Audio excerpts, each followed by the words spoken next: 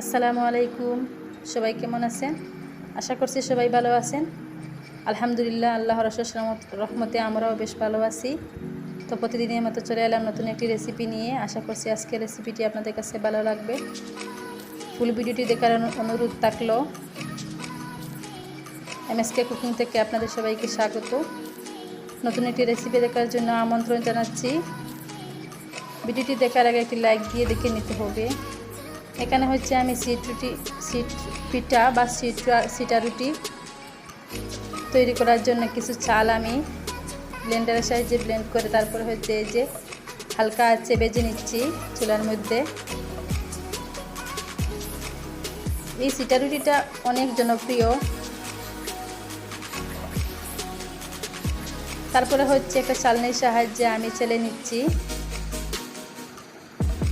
হালকা আছে ভাজার পরে একটু দোলা দোলা হয়ে যায়, সেই জন্য আমি একটা চালনির সাহায্যে সেটাকে চালনি দিয়ে আমি চেলে নিচ্ছি যাতে কোনো রকমের দোলা না থাকে। দেখতে পাচ্ছেন ভিডিওর মাধ্যমে দোলাগুলো উপরে ভেসে আসছে।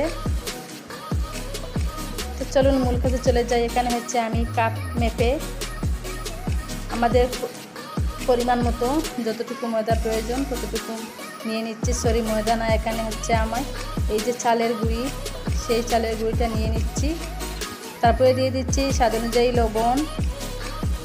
একটা হ্যান্ড মিক্সের সাহায্যে সব শুকনো উপকরণ আমি একসাথে মিশিয়ে নিচ্ছি। লবণ আর চালের গুঁড়াটা শুকনো চালের গুঁড়া দিয়ে করতে পারবেন। ফ্রোজেন করা চালের গুঁড়া ফ্রিজ থেকে আধা ঘন্টা আগে নামিয়ে রাখলেই হবে। তারপরে হচ্ছে অল্প কুসুম জল দিয়ে আমি পাতলা একটা ব্যাটার তৈরি করে নিব। এখানে দিয়ে দিচ্ছি ডিমের সাদা যে অংশ আছে সেই অংশটা। কুসুম দেওয়া যাবে না। তারপরে হচ্ছে ভালোভাবে ফেটিয়ে নিচ্ছি। আপনারা চাইলে ব্লেন্ডারের সাহায্যে এটাকে ব্লেন্ড করে নিতে পারবেন। ব্যাটারটা এমন হবে না পাতলা হবে না বেশি ঘন হবে। দেখতেই পাচ্ছেন বেশি ঘন হওয়ার কারণে আমি আরও অল্প একটু জল দিয়ে দিচ্ছি।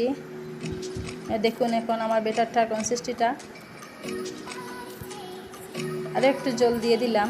তারপরে আবার হ্যান্ড মিক্সের সাহায্যে ভালোভাবে ফেটিয়ে নিচ্ছি। যত ভালোভাবে ফেটিয়ে নেবেন তত এই যে সিট রুটিটা অনেক মুচমুচে থাকে, অনেক সফট হয়। তারপরে একটা চামচের সাহায্যে আপনাদেরকে দেখিয়ে দিচ্ছি ঘনত্বটা। একটু খেয়াল করে ভিডিওটা দেখে নিলেই আপনারা বুঝতে পারবেন। স্টেপ বাই স্টেপ ফলো করলেই বুঝতে পারবেন কীরকম এই সিট রুটিটা খুব সহজে আপনারা তৈরি করে নিতে পারবেন। পেনেও আটকাবে না, এত সুন্দরভাবে হয়। কিছুক্ষণ রেস্টে রেখে দিয়েছিলাম, তারপরে হচ্ছে আবারও চলে এলাম। তারপরে আবারও একটা হ্যান্ড মিক্সের সাহায্যে আমি ভালোভাবে ফেটিয়ে নিচ্ছি যাতে শুকনো চালের গুঁড়াগুলো নিচে না বয়।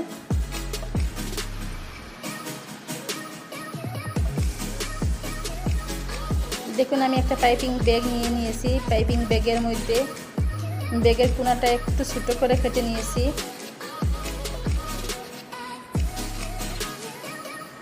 যারা একটু মোটা খেতে পছন্দ করেন একটু মোটা করে কাটলে হবে, একটু ছোটো যারা পছন্দ করেন চিকন করে কেটে নিলেই হবে।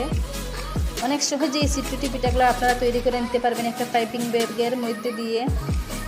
তারপরে 30 সেকেন্ডের মধ্যে আমি এটা কুক হতে দিচ্ছি। দেখুন মাশাআল্লাহ অনেক সুন্দর হয়েছে। এটাতে তেলও এত বেশি লাগে না, অল্প একটু তেল প্যানের মধ্যে ব্রাশ করে নিলেই হয়ে যায়। তারপরে আবারও দেখিয়ে দিচ্ছি অন্য একটা পদ্ধতিতে। সেটা হচ্ছে আমি এই ব্যাটারের মধ্যে আঙুলগুলো ডুবিয়ে তারপরে আট দিয়ে ছিটা করে সিট রুটি, যেহেতু তার নাম সিট রুটি পিঠা, সেই জন্য আমি হাত দিয়ে ছিটিয়ে রুটিগুলো তৈরি করে নিচ্ছি।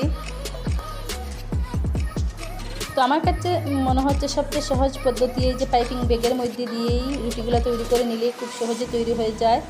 হাতও ভরে না, বারে হাত ধুতে হয় না।